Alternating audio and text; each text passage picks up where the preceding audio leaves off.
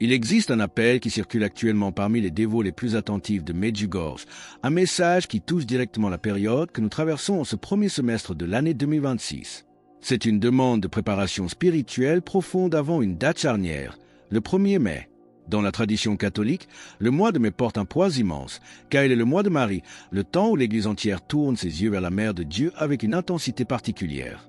Mais l'avertissement est clair, ne franchissez pas le seuil de ce mois béni avec une âme vide.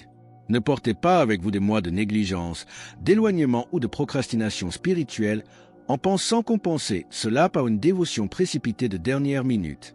L'appel résonne pour maintenant, pour chaque jour qui nous sépare encore de cette échéance. Ce n'est pas une alarme sans fondement. Ceux qui suivent Medjugorje depuis des décennies savent que les demandes de conversion avant des périodes spécifiques ont toujours précédé quelque chose de plus grand. Ce sont des avertissements amoureux avant des événements qui exigeront une foi ferme et non une foi d'urgence. Vous qui regardez cette vidéo, vous qui vous êtes peut-être éloigné avec le temps, vous qui ressentez au fond de vous une culpabilité tenace ou une angoisse nocturne inexplicable, écoutez bien. Ce sentiment n'est pas une punition, c'est un appel. C'est la voix d'une mère qui n'a pas renoncé à vous. La Sainte Vierge n'apparaît pas à Medjugorje pour les parfaits, mais pour ceux qui ont besoin d'aide, pour ceux qui se sont égarés et ne savent plus par où commencer pour revenir. Son message est plus urgent que jamais. Revenez pendant qu'il en est encore temps. Revenir ne signifie pas monter un plan de transformation impossible, mais prendre une décision simple et honnête dans le silence de votre cœur. Cette décision ouvre déjà une porte à la grâce. Avant de poursuivre, je vous invite à poser un geste de foi. Cliquez sur le bouton « J'aime » et écrivez dans les commentaires. Vierge Marie, prépare mon cœur pour ton mois sacré. Une fois cette décision intérieure prise, le premier pas concret demandé par la Vierge Marie est la confession. À Medjugorje, elle a insisté sur ce sacrement avec une force que peu d'autres sujets ont reçue, le décrivant comme la médecine de l'âme.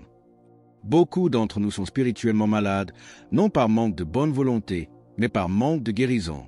Cette guérison est là, gratuite et miséricordieuse, vous attendant dans chaque confessionnal du monde.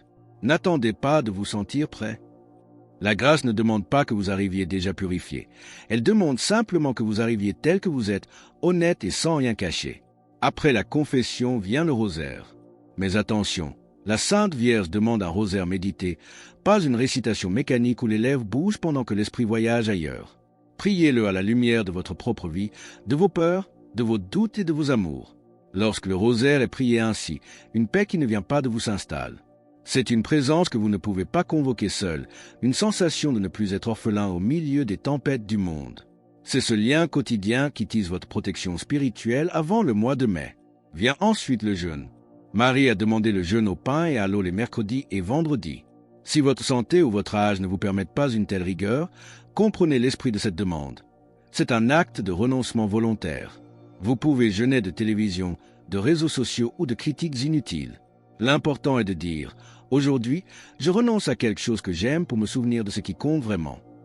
C'est ce dépouillement intérieur qui prépare le terrain pour les grâces que le ciel souhaite déverser sur votre foyer. Si vous vous engagez sur ce chemin, écrivez dans les commentaires « Vierge Marie, prépare mon cœur pour ton mois sacré ». Il existe une dimension de l'appel de Medjugorje dont on parle rarement, mais qui est peut-être la plus transformatrice de toutes. La paix au foyer. La Sainte Vierge a demandé que nos maisons soient des lieux de sérénité, bien avant toute autre mission extérieure. Avant le 1er mai, elle nous demande de regarder avec honnêteté nos relations les plus proches. Combien de personnes récitent le rosaire chaque jour tout en gardant une rancœur profonde envers leur conjoint? Combien vont à la messe chaque dimanche mais n'ont pas adressé la parole à un enfant depuis des années à cause d'une dispute? Se réconcilier avec ceux qui nous ont blessés, ou vers qui nous avons péché, exige une humilité qui dépasse la simple dévotion religieuse. Cela demande de descendre de l'autel de sa propre raison pour admettre que l'amour est plus grand que le fait d'avoir raison. C'est le défi le plus humain de Medjugorje. Avant le mois de Marie, examinez votre maison. Y a-t-il une paix véritable ou seulement une paix de façade, une froideur que tout le monde feint de trouver normale? Si une blessure n'est pas guérie dans votre famille, c'est le moment de faire le premier pas. N'attendez pas que l'autre vienne vers vous. La conversion commence toujours à la première personne. Le monde est aujourd'hui inquiet d'une manière différente. Ce n'est pas seulement une instabilité politique ou économique, c'est une anxiété collective profonde, une sensation que le sol est moins ferme qu'autrefois. Les vidants nous ont prévenus que les secrets incluent des événements qui seront visibles pour tous. Mais avant le grand signe final, il y aura un avertissement, une expérience intérieure où chaque être humain se verra tel que Dieu le voit. C'est pour ce moment de clarté absolue que nous devons nous préparer dès maintenant. Pour rejoindre notre communauté et ne manquer aucune de ces révélations cruciales, pensez à cliquer sur « J'aime » et à vous abonner. La raison pour laquelle la Vierge insiste tant sur la conversion avant ce moment est simple. Quand l'avertissement arrivera, vous voudrez être prêt, non pas pour être jugé, mais pour répondre avec liberté, pour pouvoir dire « Oui, je savais que je devais changer et j'avais déjà commencé ». Cette préparation permet à ce moment de clarté de ne pas être écrasant, mais libérateur. Personne ne connaît la date, le jour ou l'heure, mais les dévots les plus anciens reconnaissent un schéma à Medjugorje. Quand l'urgence des demandes augmente et que les messages deviennent plus directs, c'est le signe que quelque chose approche. L'échéance du premier mais n'est pas arbitraire, ce n'est pas une superstition. C'est un horizon de préparation, une fenêtre de grâce. Chaque jour qui nous sépare de cette date est une opportunité d'être plus proche de Dieu qu'hier. Cette proximité n'est pas faite pour satisfaire une religion. Elle est pour votre propre protection et pour votre propre paix.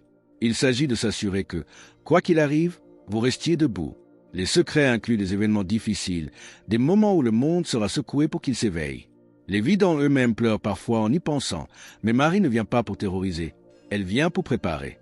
Il y a une différence immense entre la terreur, qui paralyse, et la préparation, qui mobilise. L'action qu'elle demande n'est pas de construire un abri souterrain ou de stocker de la nourriture pour l'apocalypse. L'action qu'elle demande est spirituelle. C'est la conversion, la prière et la miséricorde.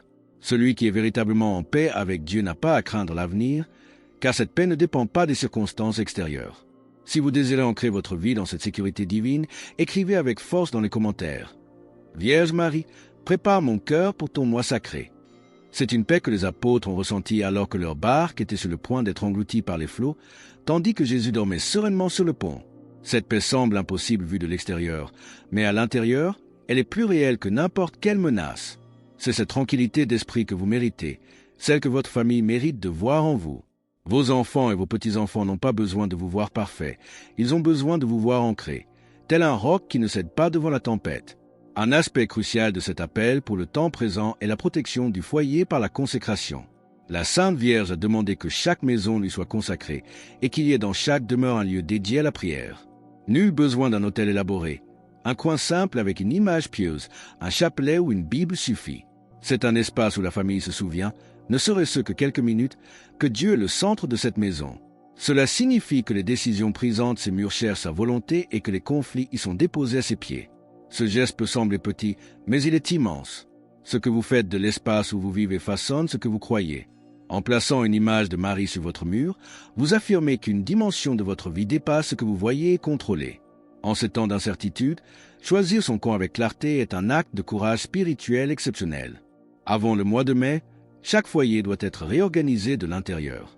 Pour rejoindre notre communauté et fortifier votre foi chaque jour, n'oubliez pas de cliquer sur « J'aime » et de vous abonner.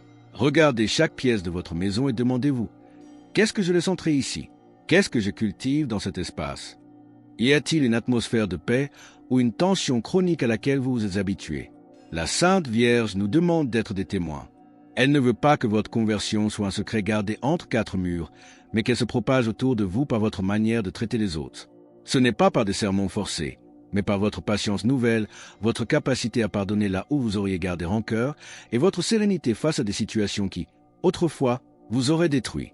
Les personnes qui vous entourent vous observent plus que vous ne l'imaginez.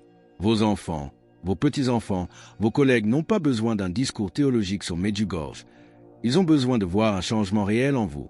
Et quand ils vous demanderont d'où vient cette force, vous pourrez leur dire « Elle vient d'une décision que j'ai prise, d'une mère qui ne m'a jamais abandonné et d'un Dieu qui est plus grand que toutes mes erreurs passées. » Beaucoup d'entre vous ressentent peut-être la peur de ne pas être dignes, la crainte que la miséricorde de Dieu ne puisse plus vous atteindre. C'est un mensonge. Il n'existe aucun péché, aucune histoire de vie si compliquée ou si lourde que la miséricorde de Dieu ne puisse l'embrasser. Ce n'est pas une consolation bon marché, c'est le cœur même de l'Évangile que Marie vient nous répéter inlassablement. Vous êtes digne de recevoir la paix et de franchir le seuil du mois de mai le cœur léger. Si vous acceptez ce pardon et cette force nouvelle dans votre vie, écrivez avec espérance dans les commentaires. Vierge Marie, prépare mon cœur pour ton mois sacré. Myriana, l'une des six videntes originales, a dit un jour une chose qui devrait tous nous faire réfléchir. Quand les secrets commenceront à s'accomplir, beaucoup se souviendront de ce qu'ils ont entendu et ignoré. Elle ne disait pas cela avec colère, mais avec la tristesse de celui qui voit l'urgence alors que les autres continuent leur vie comme s'il n'y avait aucune presse. Pourtant, elle a ajouté que jusqu'au dernier moment, la conversion est possible. Marie ne rejette jamais un enfant qui l'appelle, mais la paix qui vient d'une fidélité préparée est bien plus solide que celle d'une conversion de dernière minute. C'est exactement ce que Notre-Dame demande avant ce 1er mai 2026. Elle ne demande pas de l'héroïsme, mais des racines. Elle veut que vous soyez enracinés avant que le vent ne se lève, car le vent souffle déjà. Ces racines, ce sont les saintes pratiques qu'elle appelle les saintes pierres. La conversion du cœur, la confession régulière, le rosaire quotidien, le jeûne et l'Eucharistie. Mais il y a une 6e racine, plus subtile, l'abandon. C'est l'acte de dire chaque soir « Je ne contrôle pas l'avenir, mais j'ai confiance en toi. Quoi qu'il arrive, que cela arrive avec toi à mes côtés. » Imaginez cette mère qui sait que quelque chose va affecter sa famille de manière irréversible. Elle ne veut pas effrayer ses enfants, elle veut les fortifier pour qu'ils restent debout ensemble. Elle passe voir chaque enfant, l'un après l'autre. Certains écoutent, d'autres sont trop occupés. Elle ne renonce jamais, parce que c'est ce que font les mères. Marie est cette mère, et l'enfant qu'elle visite en ce moment, c'est vous. Si vous utilisez ce temps pour vous préparer, vous comprendrez plus tard que cette décision a été la plus importante de votre vie spirituelle. Commentez Marie, je te donne ma maison pour sceller votre protection. Et ne manquez pas notre prochaine vidéo qui s'affiche à l'écran. Elle détaille les étapes pratiques pour sécuriser spirituellement votre foyer de ce soir.